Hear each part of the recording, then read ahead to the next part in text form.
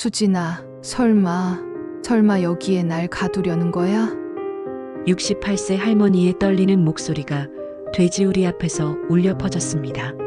어머니, 며칠만 참으세요. 서류에 도장만 찍으시면 언제든 나오실 수 있어요.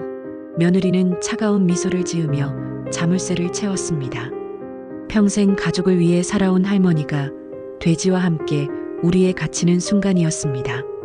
안에서는 돼지 3마리가 꿀꿀거리며 움직이고 있었습니다. 바닥에는 집과 흙이 뒤섞여 있었고 퀴퀴한 냄새가 올라왔죠. 수진아, 이 문 당장 열어줘. 여러분, 오늘도 노후막장 사연을 찾아주셔서 진심으로 감사합니다. 오늘 들려드릴 이야기는 정말 가슴 아프면서도 통쾌한 복수극입니다. 68세 김기남 할머니의 실화를 바탕으로 한 이야기인데요. 며느리의 탐욕과 아들의 배신으로 돼지우리에 갇히게 된 한 할머니가 어떻게 당당한 반격을 시작하게 되는지 그 놀라운 이야기를 들려드리겠습니다. 끝까지 함께 해주세요. 사연 시작 전에 무료 버튼인 좋아요 버튼 꾹 눌러주세요. 전남 영암군 작은 시골 마을 김기남은 오늘도 새벽 5시에 눈을 떴습니다. 68년을 살아오면서 몸에 밴 습관이었죠.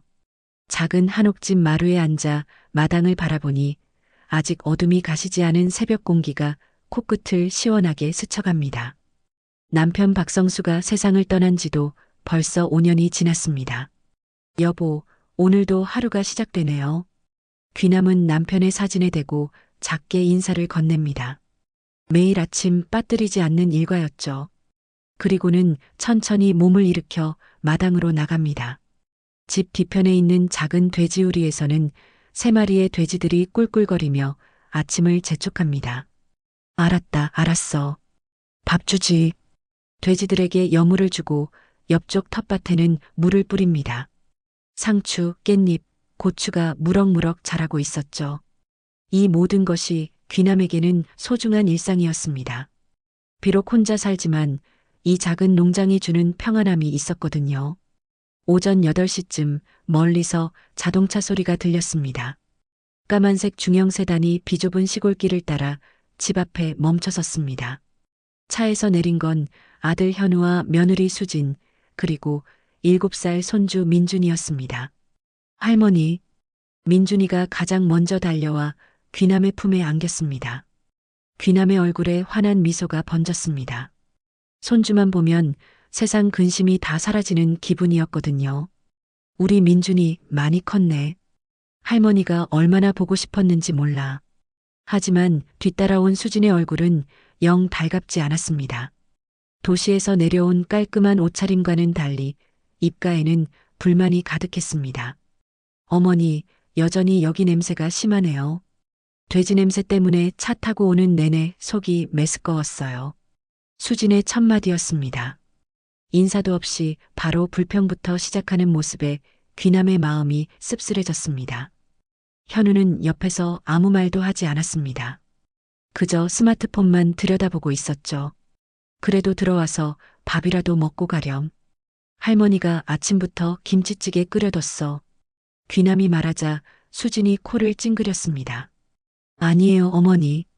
저희는 그냥 잠깐 들렀다가 갈게요. 민준이만 놔두고 가려고요. 귀남은 반가웠습니다. 손주와 함께 지낼 시간이 생긴 거니까요. 하지만 수진의 다음 말은 예상치 못한 것이었습니다. 그런데 어머니, 이 집 너무 낡지 않아요? 아이가 다칠 수도 있고, 특히 저 돼지우리 정말 비위생적이에요. 요즘 세상에 누가 돼지를 키워요? 수진의 말투가 점점 차가워졌습니다. 귀남이 평생 가꿔온 이 작은 농장을 마치 부끄러운 것처럼 취급하는 모습이었습니다. 수진아, 이 돼지들이 우리 생활에 얼마나 도움이 되는지 몰라서 그래. 시장에 내다 팔면 용돈도 되고. 용돈이요? 어머니, 지금이 언제인데 그런 식으로 사세요? 현우야, 어서 어머니께 말씀드려. 수진이 현우를 재촉했습니다. 현우는 여전히 망설이는 표정이었지만 아내의 눈치를 보며 입을 열었습니다. 엄마, 사실은 저희가 서울에서 사업을 확장하려고 하는데 자금이 좀 필요해서요. 이 집이며 땅을 좀. 귀남의 가슴이 철렁 내려앉았습니다. 아들의 입에서 나온 말이 믿어지지 않았거든요. 이 집은 남편과 함께 평생 가꿔온 터전이고 조상 대대로 내려온 소중한 땅이었는데, 현우야, 무슨 소리니? 이 집을 팔자는 거야? 엄마, 어차피 엄마 혼자서는 관리도 힘들잖아요. 요양원에 가시면 훨씬 편하실 텐데. 수진이 끼어들었습니다. 마치 이미 정해진 일이라는 듯한 말투였습니다. 요양원이라니. 내가 정신이 나갔다고 생각하니? 귀남의 목소리가 떨렸습니다. 평생을 이 땅에서 살아온 자신을 마치 처리해야 할 짐짝처럼 여기는 며느리와 아들의 모습에 가슴이 미어졌습니다. 어머니, 감정적으로 생각하지 마세요. 현실적으로 생각해보면 이게 다 어머니를 위한 일이에요. 수진의 말은 차갑고 계산적이었습니다. 그 순간 민준이가 할머니의 치마를 잡아당겼습니다. 할머니, 여기서 계속 살아요. 민준이가 할머니랑 같이 살고 싶어요. 아이의 순수한 말에 귀남의 눈가가 촉촉해졌습니다. 적어도 손주만큼은 자신을 필요로 한다는 생각이 들었거든요. 민준아, 할머니도 여기서 너랑 계속 살고 싶어? 하지만 수지는 아이의 손을 잡아 끌며 일어났습니다. 민준아, 그런 소리 하는 거 아니야. 할머니는 할머니 갈 곳이 있어. 그날 오후 현우 가족은 서둘러 서울로 돌아갔습니다. 민준이가 뒤를 돌아보며 손을 흔드는 모습이 귀남의 가슴을 아프게 했습니다. 혼자 남은 집안에서 귀남은 깊은 한숨을 내쉬었습니다. 성수야, 우리 아들이 이렇게 변했어. 어쩌면 좋을까? 남편의 사진을 바라보며 귀남은 눈물을 훔쳤습니다. 평생을 가족을 위해 살아온 자신이 이제는 가족에게 짐이 되어버린 현실이 받아들여지지 않았거든요. 그날 밤 귀남은 방 한구석에 숨겨둔 낡은 통장을 꺼내 들었습니다. 남편이 세상을 떠난 후 조금씩 모아온 돈이었습니다. 손주의 대학 등록금을 위해서였죠. 통장 안에는 2천만 원이 조금 넘는 돈이 들어 있었습니다. 민준이 대학 갈 때까지는 이 돈 꼭 지켜야지. 하지만 귀남은 알지 못했습니다. 수진이 그날 오후 집안 곳곳을 유심히 살펴봤다는 사실을, 그리고 며칠 후 더욱 충격적인 일이 기다리고 있다는 사실을 말입니다. 그로부터 사흘이 지난 아침이었습니다. 귀남은 평소처럼 돼지우리에서 여물을 주고 있었는데 뒤에서 발걸음 소리가 들렸습니다. 뒤돌아보니 수진이 혼자 서 있었습니다. 현우나 민준이는 보이지 않았죠. 어머니, 안녕하세요. 수진의 인사는 지난번보다 훨씬 차갑게 느껴졌습니다. 손에는 검은색 가방을 들고 있었고 평소보다 단정하게 옷을 차려입은 모습이었습니다. 수진아, 웬일로 혼자 왔니? 현우하고 민준이는? 현우는 일하러 갔고 민준이는 학원이에요. 저는 어머니와 할 얘기가 있어서 왔어요. 수진이 집 안으로 들어가자 귀남도 따라 들어갔습니다. 수진은 거실 소파에 앉더니 주변을 천천히 둘러봤습니다. 마치 무언가를 찾는 듯한 눈빛이었죠. 어머니, 혼자 사시기 힘들지 않으세요? 이렇게 큰 집에서 말이에요. 그런 대로 살만해. 익숙한 곳이니까. 귀남이 대답하며 차를 끓이려고 하자 수진이 손을 저었습니다. 차는 됐어요. 그보다 어머니, 솔직히 말씀드릴게요. 이 집 유지비가 만만치 않잖아요. 전기세, 수도세, 그리고 돼지 키우는 비용까지. 어머니 연금으로 감당하기 힘들 것 같은데요. 수진의 말에는 계산이 깔려 있었습니다. 귀남은 뭔가 이상하다고 느꼈지만 며느리가 자신을 걱정해서 하는 말이라고 생각하려 했습니다. 걱정 마라. 나름대로 알아서 하고 있어.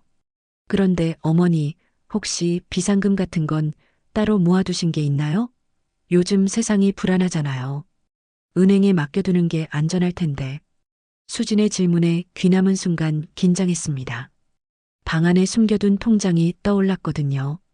하지만 그건 손주를 위해 모아둔 소중한 돈이었기에 쉽게 말할 수 없었습니다. 그런 건 없어. 있어봤자 얼마나 되겠니? 아, 그렇군요.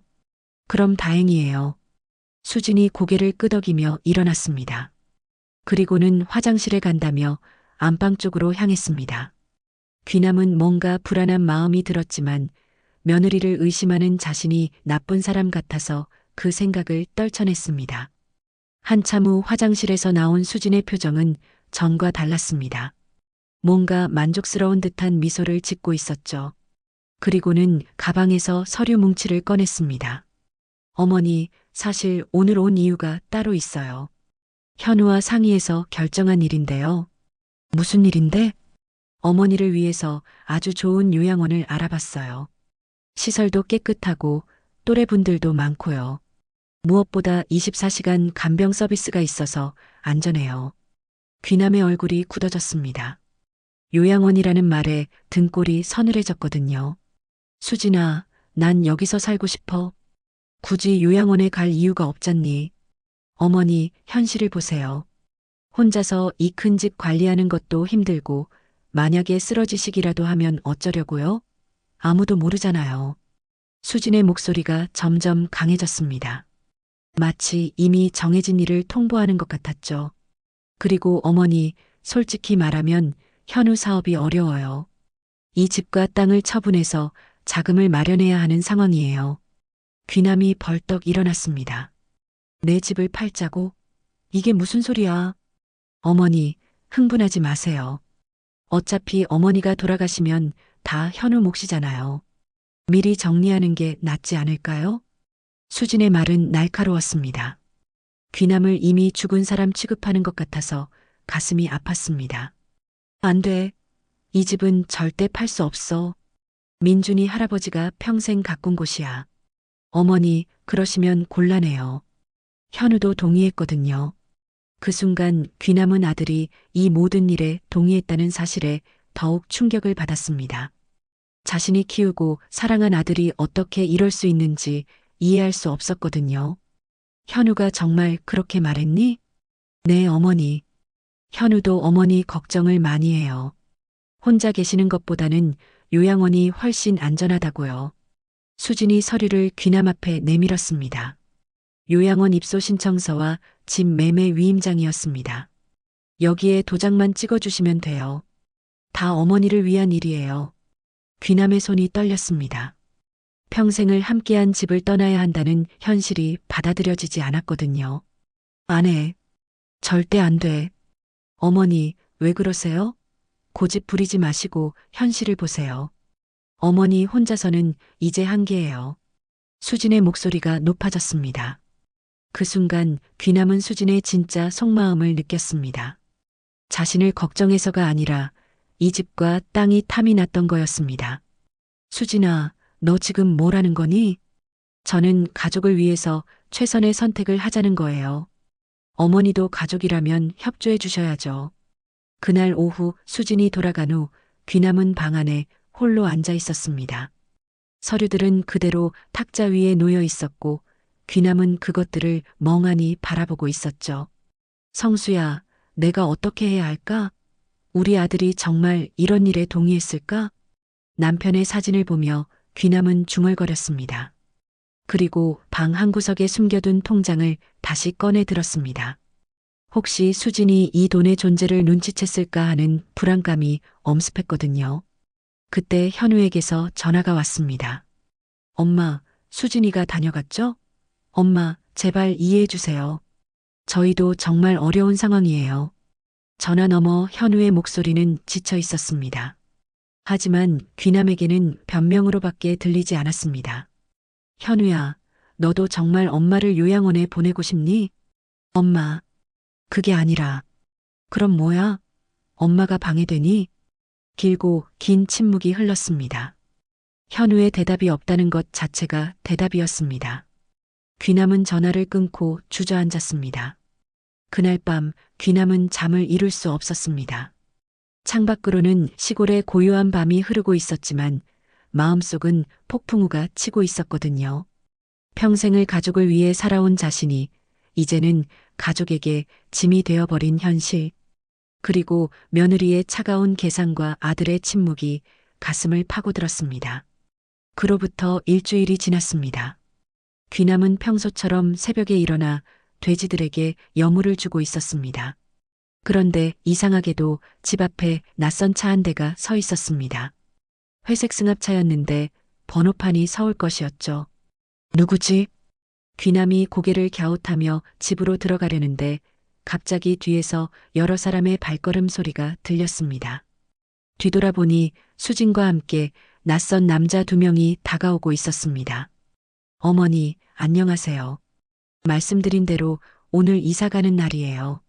수진의 말에 귀남은 깜짝 놀랐습니다. 이사라니 자신은 아무것도 결정한 적이 없는데 말입니다. 이사가 뭔 소리야? 난 여기서 안 나간다고 했잖니. 어머니, 현실을 받아들이세요. 이미 요양원 입소 절차는 다 끝났어요. 그리고 이 집도 매매 계약이 진행 중이고요. 귀남의 머리가 핑 돌았습니다. 자신 몰래 이런 일들이 진행되고 있었다니요. 수진아, 이게 무슨 짓이야? 내 동의도 없이 어떻게? 어머니, 법적으로는 현우가 상속인이에요. 그리고 어머니 상태를 보면 혼자 계시기에는 위험해요. 수진이 가방에서 서류를 꺼내 보였습니다. 거기에는 귀남이 치매 진단을 받았다는 가짜 진단서가 들어 있었습니다. 물론 귀남이 병원에 간 적은 없었지만 어떻게든 조작한 것이었죠. 이게 뭐야? 난 치매가 아니야. 어머니, 부인하셨지만 병원에서 이미 확인됐어요. 기억 못 하시는 것 같은데요. 수진의 거짓말에 귀남은 분노가 치밀어 올랐습니다. 하지만 함께 온 남자들이 양쪽에서 귀남의 팔을 잡았습니다. 할머니, 저희는 이사업체에서 왔어요. 빨리 짐을 정리하셔야 해요. 손 놔. 내가 언제 이사한다고 했어. 귀남이 소리치며 저항했지만 남자들의 힘은 셀 수밖에 없었습니다. 그들은 귀남을 억지로 끌고 가며 집 밖으로 나왔습니다. 어디로 데려가는 거야? 조용히 하세요, 어머니. 이웃들이 다 봐요. 수진이 차가운 목소리로 말했습니다. 정말로 몇몇 이웃들이 멀리서 이상하게 쳐다보고 있었습니다. 하지만 시골 사람들은 남의 집안일에 쉽게 끼어들지 않는 법이었죠. 남자들은 귀남을 집 뒤편 돼지우리 앞으로 끌고 갔습니다. 귀남은 갑자기 무서운 예감이 들었습니다. 여기서 뭐 하려는 거야? 어머니, 요양원 가기 전까지 며칠 여기서 지내세요. 생각할 시간을 드리는 거예요. 수진이 돼지우리 문을 열었습니다. 안에서는 돼지 3마리가 꿀꿀거리며 움직이고 있었습니다. 바닥에는 짚과 흙이 뒤섞여 있었고 퀴퀴한 냄새가 올라왔죠. 설마 여기에 날 가두려는 거야? 귀남의 목소리가 떨렸습니다. 하지만 수진의 표정은 차갑기만 했습니다. 어머니, 며칠만 참으세요. 생각이 바뀌시면 언제든 나오실 수 있어요. 그냥 서류에 도장만 찍으시면 되거든요. 남자들이 귀남을 돼지우리 안으로 밀어 넣었습니다. 귀남은 비틀거리며 젖은 집 위로 넘어졌습니다. 돼지들이 놀라서 이리저리 뛰어다녔죠. 수진아, 이런 짓 하면 안 돼. 나도 사람이야.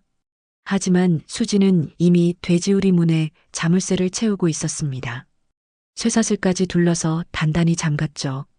어머니, 마음 바뀌시면 소리 지르세요. 그럼 바로 나와서 서류 처리하고 요양원으로 모셔다 드릴게요. 수진아, 이 문 당장 열어줘. 귀남이 문을 두드리며 소리쳤지만 수진은 이미 발걸음을 옮기고 있었습니다. 이사업체 남자들도 따라서 사라졌죠. 돼지우리 안에 혼자 남은 귀남은 절망감에 휩싸였습니다. 축축한 바닥에 주저앉으니 찬 기운이 몸으로 스며들었습니다.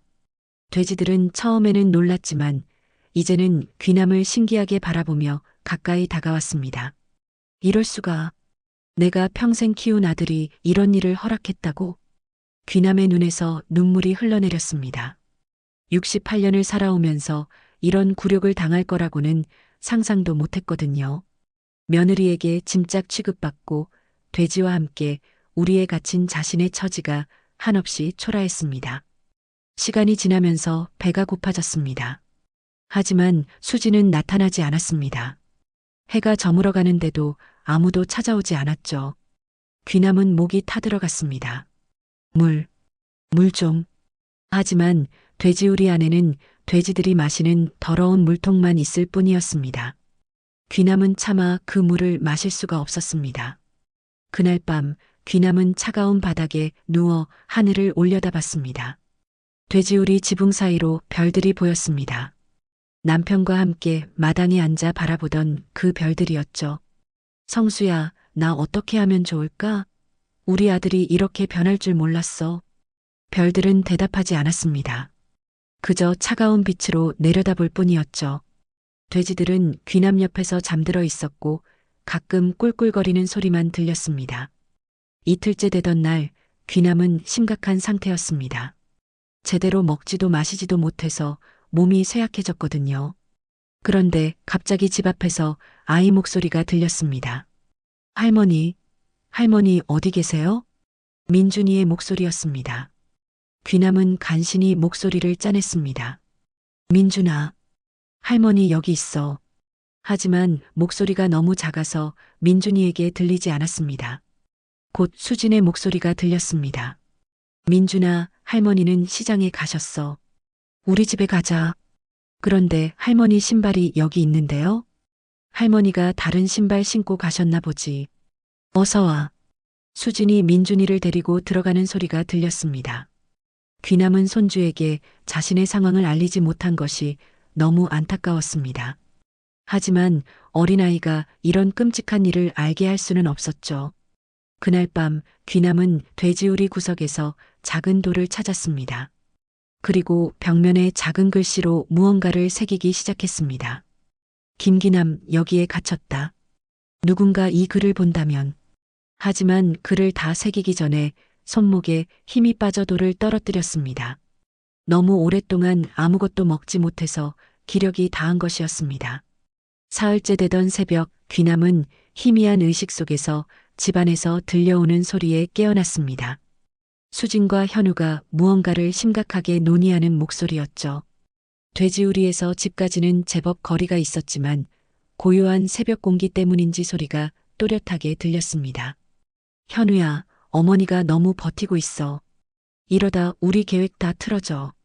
수진의 목소리에는 조급함이 섞여 있었습니다. 그래도 엄마를 돼지우리에 가둬놓는 건 너무 심한 거 아니야? 현우의 목소리였습니다. 뒤늦게나마 양심의 가책을 느끼는 것 같았죠. 하지만 수진의 대답은 차갑기만 했습니다. 심해? 현우야, 우리 상황이 얼마나 절박한지 알아? 사업 자금 못 구하면 우리 완전히 망하는 거야. 그리고 어머니 그 숨겨둔 돈까지 있잖아. 귀남의 가슴이 철렁 내려앉았습니다. 수진이 정말로 자신의 비상금을 알고 있었던 것입니다. 그 돈은 민준이 대학 등록금이라고 엄마가. 그런 소리 하지 마. 민준이 대학 등록금은 우리가 알아서 할 일이야.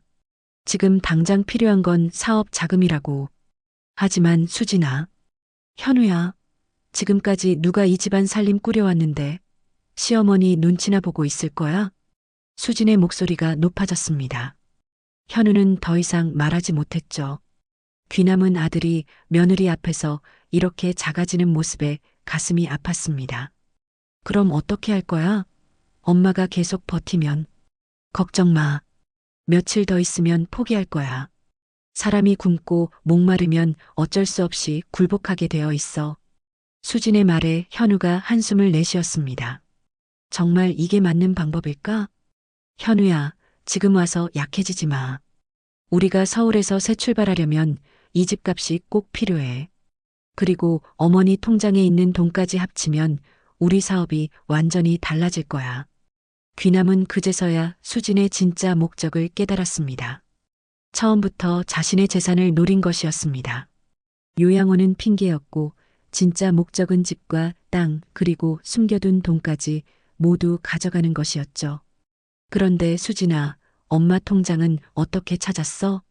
저번에 왔을 때 화장실 간다고 하면서 방안을 뒤져봤지. 옷장 뒤편에 숨겨져 있더라고. 2천만 원이 넘게 들어있어. 귀남은 온몸에 소름이 돋았습니다. 수진이 자신 몰래 방을 뒤진 것도 충격이었지만 손주를 위해 평생 모은 돈을 탐하고 있다는 사실이 더욱 분노를 불러일으켰습니다. 그 돈은 어떻게 할 거야? 당연히 우리가 써야지. 어차피 나중에 다 우리 거 될 돈이잖아. 대화가 이어지는 동안 귀남은 분노로 온몸이 떨렸습니다. 하지만 동시에 한 가지 깨달은 것이 있었습니다. 며느리는 자신이 치매라고 속이고 있지만 실제로는 자신이 모든 대화를 정확히 듣고 기억하고 있다는 사실을 모른다는 것이었죠. 그런데 어머니가 끝까지 안 나오면 어떻게 해? 그때는 어쩔 수 없지. 치매 진단서도 있고 현우가 법정 대리인 역할을 하면 돼. 그게 가능해? 변호사가 그렇게 말하더라고. 물론 비용은 좀 들지만. 귀남은 모든 것이 치밀하게 계획된 일이었다는 사실을 깨달았습니다. 수진이 단순히 화가 나서 한 일이 아니라 처음부터 자신의 재산을 노리고 벌인 계획이었던 것입니다. 이른 아침 두 사람이 집 안으로 들어가자 주변이 다시 조용해졌습니다. 귀남은 돼지우리 구석에 웅크리고 앉아 생각했습니다. 이대로 있다가는 정말로 수진의 계획대로 모든 것을 빼앗길 것 같았습니다. 그때 돼지 한 마리가 귀남에게 다가와 코를 킁킁거렸습니다. 평소 가장 온순했던 암돼지 복순이었죠. 귀남은 복순이의 머리를 쓰다듬으며 속삭였습니다. 복순아, 할머니가 너희들보다 못한 신세가 됐구나. 그 순간 귀남의 머릿속에 번뜩이는 생각이 스쳤습니다. 수진이 자신을 치매 환자로 속이고 있다면 오히려 그것을 역이용할 방법이 있을지도 모른다는 생각이었죠. 정오쯤 수진이 물 한 컵과 식빵 한 조각을 들고 나타났습니다. 어머니, 마음 바뀌셨어요? 수진아, 제발 나 좀 나가게 해줘. 정말 못 견디겠어. 귀남이 애원하는 목소리로 말했습니다. 수진의 얼굴에 만족스러운 미소가 번졌습니다. 그럼 서류에 도장 찍으실 거죠?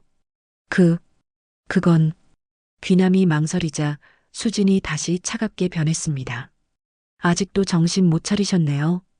그럼 더 생각해 보세요.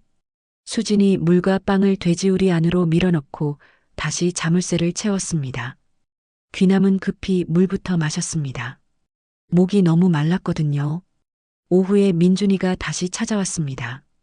엄마, 할머니 정말 어디 갔어요? 할머니 방에도 없고 밭에도 없는데요. 할머니는 친구분 집에 가셨어. 며칠 있으면 오실 거야. 수진의 거짓말에 민준이는 고개를 갸웃했습니다. 그런데 할머니가 인사도 안 하고 가시는 게 이상해요. 어른들 일은 어른들이 알아서 하는 거야. 너는 신경 쓰지 마. 민준이가 실망한 표정으로 집 안으로 들어갔습니다. 귀남은 손주의 목소리가 점점 멀어지는 것을 들으며 절규했습니다. 민준아, 할머니 여기 있어. 하지만 아무리 소리쳐도 아이에게는 들리지 않았습니다. 돼지우리는 집에서 너무 멀리 떨어져 있었거든요. 그날 저녁 귀남은 마음속으로 결심했습니다. 이대로 당할 수는 없다고. 수진이 자신을 치매 환자로 속이고 있다면 자신도 그에 맞는 계획을 세워야 한다고 말입니다. 나흘째 되던 날 새벽 귀남은 돼지우리 벽면에 낡은 벽돌 하나가 흔들리는 것을 발견했습니다. 오랜 세월 비바람에 시달려 시멘트가 부서진 부분이었죠.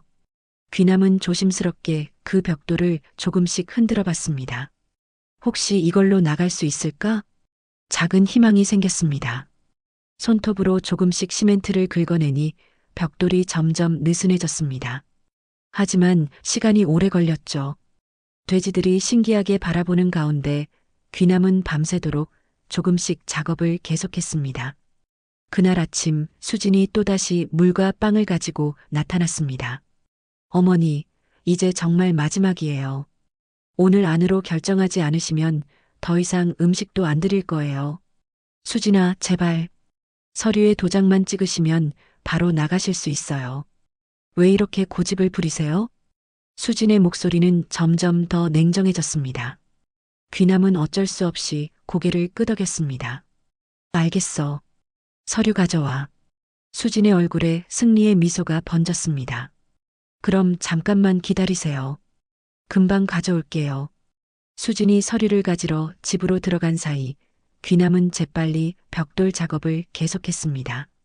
드디어 벽돌 하나가 빠졌고 그 틈으로 몸을 빼낼 수 있을 만큼 구멍이 생겼습니다. 지금이다. 귀남은 있는 힘을 다해 구멍을 통과했습니다.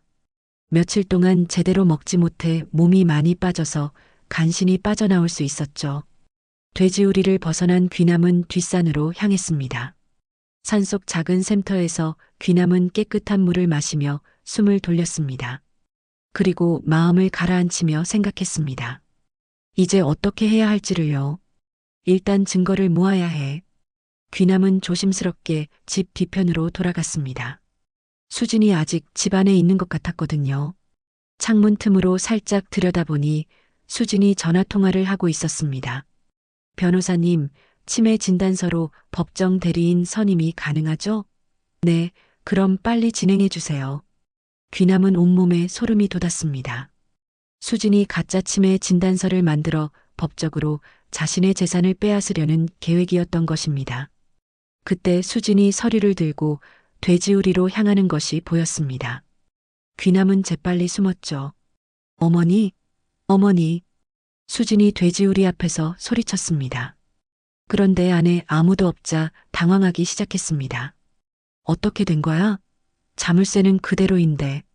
수진이 돼지우리 벽면에 구멍을 발견했습니다. 얼굴이 새하얗게 변했죠. 현우야, 큰일 났어. 수진이 소리치며 현우를 불렀습니다. 현우가 뛰어나왔습니다. 왜 그래? 어머니가 없어졌어. 돼지우리에서 탈출했어. 뭐라고? 현우도 당황했습니다. 두 사람은 급히 주변을 찾아다니기 시작했죠.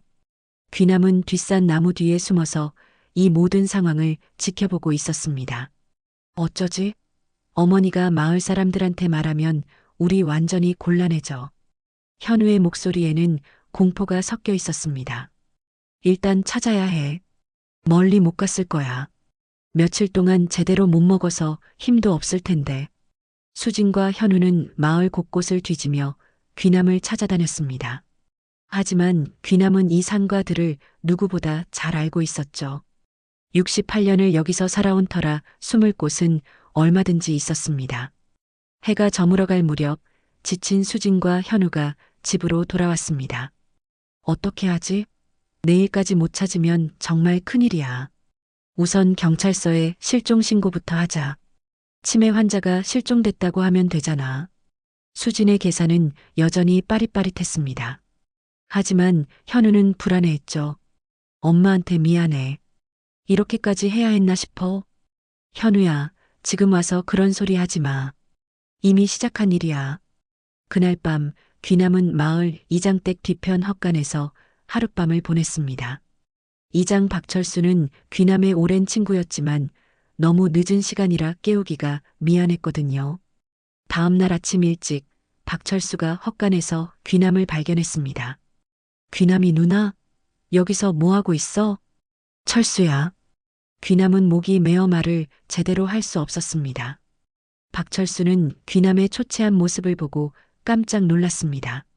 누나, 왜 이렇게 됐어? 무슨 일 있었어? 귀남은 그제서야 지난 며칠간 있었던 일을 모두 털어놨습니다. 돼지우리에 갇혔던 일, 수진과 현우의 대화, 가짜 치매 진단서까지 모든 것을 말했죠. 박철수의 얼굴이 점점 굳어졌습니다. 그게 정말이야?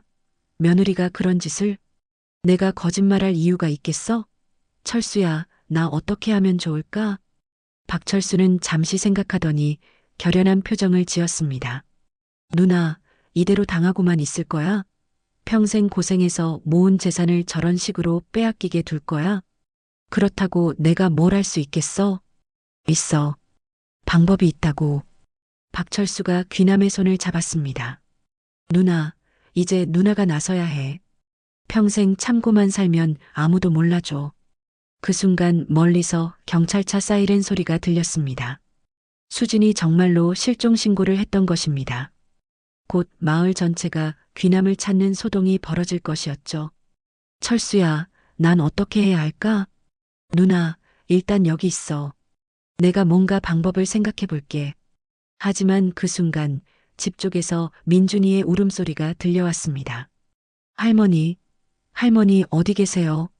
손주의 애타는 목소리에 귀남의 마음이 찢어질 것 같았습니다.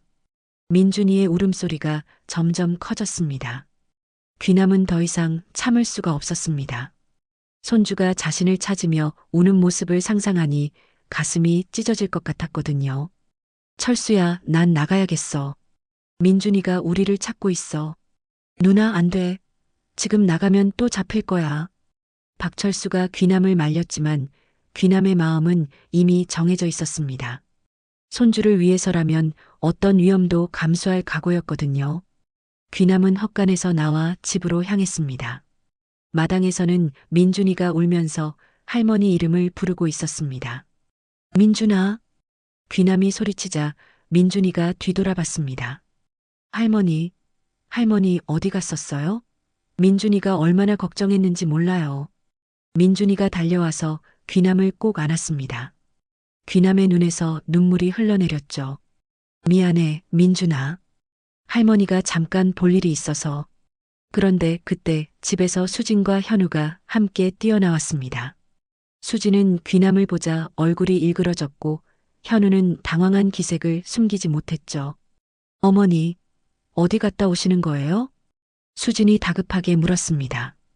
현우는 옆에서 불안한 표정으로 귀남을 바라봤습니다. 어머니가 돼지우리에 갇힌 일을 마을 사람들에게 말할까봐 걱정되었거든요.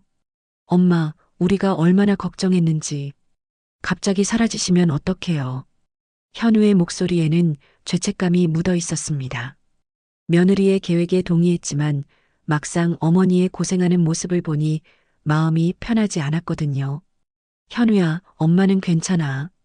그냥 바람 쐬러 나갔다 온 거야. 귀남이 일부러 태연하게 말했습니다.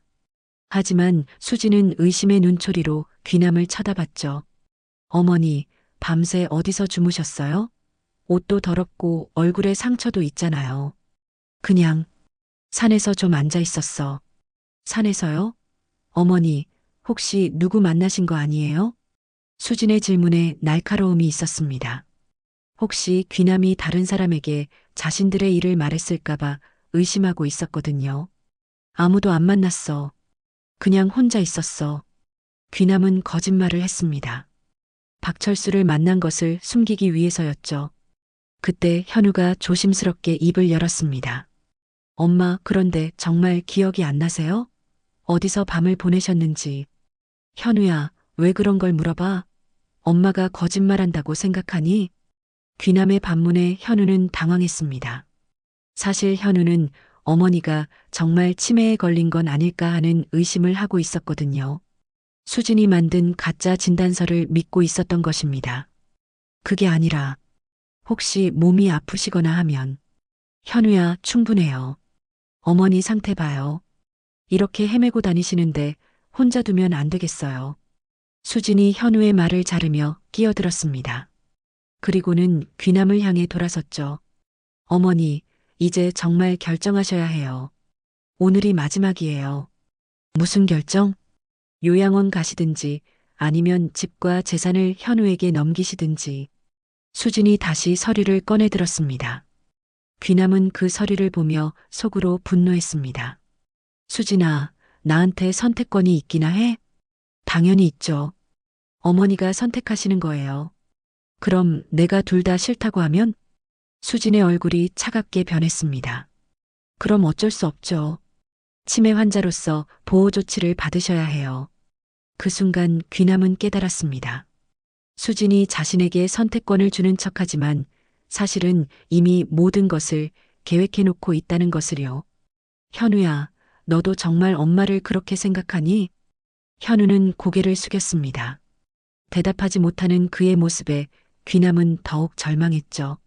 그때 민준이가 다시 끼어들었습니다. 할머니, 민준이가 할머니 지켜드릴게요. 아이의 순수한 말에 귀남의 마음이 뭉클했습니다. 적어도 손주만큼은 자신을 진심으로 사랑해준다는 것을 느꼈거든요. 민준아, 고마워. 할머니가 민준이 덕분에 힘이 나.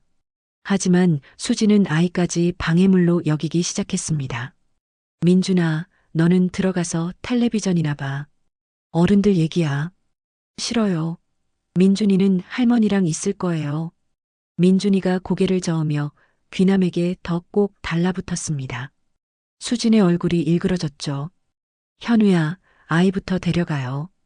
현우가 망설이며 민준이에게 다가갔습니다. 민준아, 아빠랑 집에 들어가자. 싫어요. 할머니 혼자 두면 안 돼요. 민준이가 소리치며 거부했습니다. 그러자 수진이 참지 못하고 아이의 팔을 거칠게 잡아당겼습니다. 민준아, 말 안 들어? 아야, 놔주세요. 민준이가 울음을 터뜨렸고 귀남이 벌떡 일어났습니다. 수진아, 애한테 왜 그래? 어머니가 고집 부리시니까 아이까지 고생하는 거예요. 그 순간 귀남은 한계에 달했습니다. 며느리가 자신을 괴롭히는 것까지는 참을 수 있었지만 손주까지 해롭게 하는 것은 절대 용납할 수 없었거든요. 좋아, 수진아. 이제 진짜 끝이다. 귀남의 목소리가 차갑게 변했습니다. 수진은 순간 뭔가 달라진 귀남의 분위기를 느꼈지만 여전히 자신이 유리한 상황이라고 생각했습니다. 어머니, 그럼 서류에 도장 찍으실 거죠? 아니야. 난 싸울 거야. 싸운다고요? 어머니가 뭘 할 수 있는데요? 수진이 비웃듯 말했습니다. 하지만 귀남의 눈에는 새로운 결의가 타오르고 있었습니다. 수진아, 내가 나를 만만하게 본 게 잘못이야. 이제 진짜 김귀남이 누군지 보여줄게. 그날 저녁 귀남은 박철수와 함께 군청으로 향했습니다. 이제 반격을 시작할 시간이 왔거든요. 다음 날 아침 귀남은 박철수와 함께 영암군청 민원실로 향했습니다. 박철수가 소개해준 변호사 이정우와 만나기로 한 약속이 있었거든요. 이정우는 50대 중반의 인상 좋은 남자였는데 노인 학대 사건을 전문으로 다루는 변호사였습니다. 할머니, 정말 고생 많이 하셨네요. 박 이장님께서 상황을 대략 설명해 주셨는데 이건 명백한 노인 학대 사건입니다. 이정호의 말에 귀남은 처음으로 희망을 느꼈습니다. 변호사님, 정말 제가 이길 수 있을까요? 물론입니다. 우선 가짜 치매 진단서부터 문제가 되죠. 할머니께서 실제로 병원에 가신 적이 없다면서요? 네, 한 번도 없어요. 그럼 진단서 자체가 위조 문서입니다. 그리고 감금도 명백한 범죄 행위고요. 이정우가 서류를 꺼내며 설명했습니다. 할머니, 지금부터 제가 말씀드리는 대로 하세요. 우선 정식으로 고발장부터 작성하겠습니다. 귀남은 변호사의 도움으로 며느리 수진을 감금과 사기 혐의로 고발했습니다. 그리고 집과 땅의 소유권 이전을 막기 위한 가처분 신청도 함께 냈죠. 이제 상대방이 함부로 재산에 손댈 수 없습니다. 법적으로 보호받으실 수 있어요. 한편 집에서는 수진이 초조해하고 있었습니다. 귀남이 하루 종일 나타나지 않자 뭔가 불안한 예감이 들었거든요. 현우야, 어머니가 어디 간 걸까? 혹시 누구한테 말한 거 아닐까? 글쎄, 엄마가 그럴 리는 없을 텐데. 현우도 불안해했습니다. 어머니가 마을 사람들에게 자신들의 일을 말했을까봐 걱정되었거든요. 현우야, 우리 빨리 서류 처리해야 해. 어머니가 돌아오기 전에 말이야. 하지만 수진아, 엄마 동의 없이는 치매 진단서 있잖아요. 그걸로 충분해요. 그때 집 앞에 경찰차가 멈춰섰습니다. 경찰관 2명이 내려서 집으로 다가왔죠. 수진과 현우는 깜짝 놀랐습니다. 김현우 씨 댁이 맞나요? 네, 맞는데요. 무슨 일이신지. 현우가 떨리는 목소리로 대답했습니다. 고발 사건 때문에 왔습니다. 김기남 할머니께서 며느리분을 고발하셨는데요. 경찰관의 말에 수진의 얼굴이 새하얗게 변했습니다. 고발이요? 무슨 고발인데요? 감금과 사기 혐의입니다. 일단 서분서 나가셔서 조사받으셔야겠습니다. 잠깐만요. 그게 무슨 소리예요? 시어머니가 치매가 있으셔서 치매 진단서도 위조된 것으로 확인됐습니다. 같이 가시죠. 경찰관들이 수진을 데려가려 하자 수진이 저항했습니다. 현우야, 뭔가 잘못됐어. 어머니가 정신이 없으셔서 헛소리 하시는 거야. 하지만 현우는 아무 말도 할 수 없었습니다. 자신도 공범이라는 사실을 알고 있었거든요. 그때 귀남이 박철수 변호사와 함께 집으로 돌아왔습니다. 수진은 귀남을 보자 분노로 얼굴이 일그러졌습니다. 어머니, 이게 뭐 하는 짓이에요? 수진아, 이제 내 차례야. 귀남의 목소리는 놀랍도록 차분했습니다. 며칠 전까지만 해도 약해 보였던 모습은 온데간데 없었죠. 어머니, 가족끼리 이렇게 하면 안 되잖아요. 가족? 너희가 나를 가족으로 생각했다면 돼지우리에 가두지는 않았겠지. 귀남의 말에 현우가 고개를 푹 숙였습니다. 엄마, 정말 죄송해요. 제가 잘못했어요. 현우야, 이제 늦었어. 변호사 이정호가 서류를 꺼내며 말했습니다. 수진 씨, 위조 문서 작성과 노인 감금 혐의로 고발당하셨습니다. 그리고 김기남 할머니의 재산에 대한 모든 불법 행위도 법적 조치가 취해질 예정입니다. 변호사님, 잠깐만요. 저희가 설명할 기회를. 설명은 경찰서에서 하시면 됩니다. 경찰관들이 수진을 데려가려 하자 수진이 마지막으로 귀남에게 소리쳤습니다. 어머니, 이러시면 현우도 끝이에요. 정말 가족을 이렇게 할 거예요? 귀남은 잠시 망설였습니다. 아무리 며느리가 미워도 아들까지 망치고 싶지는 않았거든요. 현우야. 귀남이 아들을 불렀습니다. 현우는 떨리는 목소리로 대답했습니다.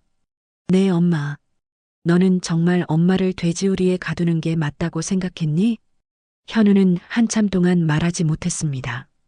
그리고는 무릎을 꿇고 귀남 앞에 엎드렸습니다. 엄마, 정말 죄송해요.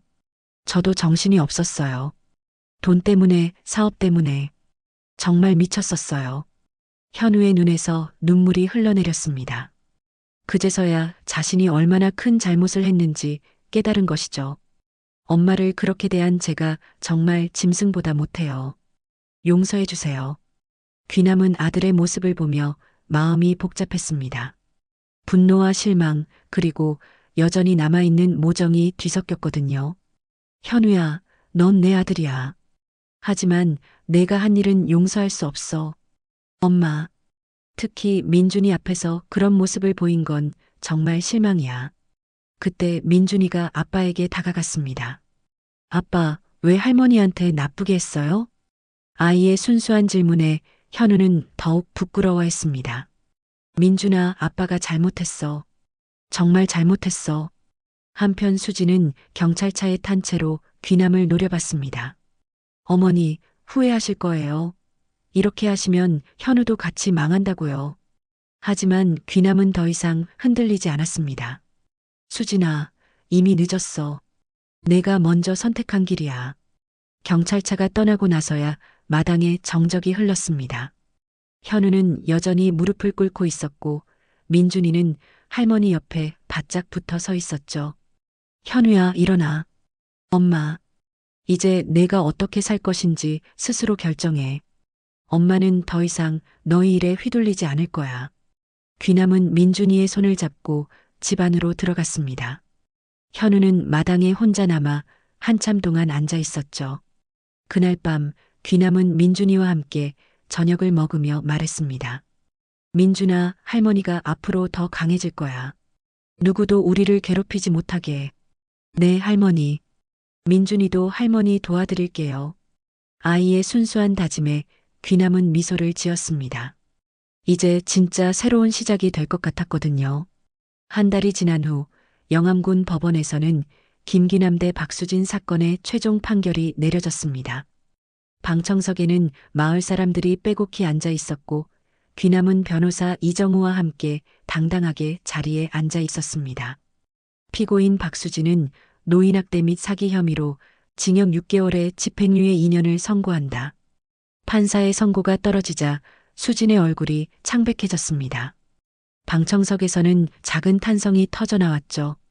그리고 위조된 치매 진단서에 관련된 모든 문서는 무효 처리하며 피고인은 피해자에게 정신적 피해 배상금 500만 원을 지급하라. 귀남은 가슴이 벅차올랐습니다. 드디어 정의가 승리한 것이었거든요. 수지는 충격에 빠진 표정으로 현우를 바라봤지만 현우는 고개를 돌렸습니다. 법원 복도에서 수진이 마지막으로 귀남에게 다가왔습니다. 어머니, 이렇게 하시면 현우도 끝이에요. 정말 가족을 이런 식으로 망치실 거예요? 수진아, 가족을 먼저 망친 건 너야. 귀남의 목소리는 차갑지만 단호했습니다. 어머니가 저를 이해해 주신다면. 이해? 나를 돼지우리에 가뒀는데 무슨 이해를 해달라는 거야? 수진이 할 말을 잃었습니다. 결국 경찰관들과 함께 서분서로 향했죠. 법원을 나온 후 귀남과 민준이는 마을로 돌아왔습니다. 현우는 며칠 전부터 집에서 기다리고 있었습니다.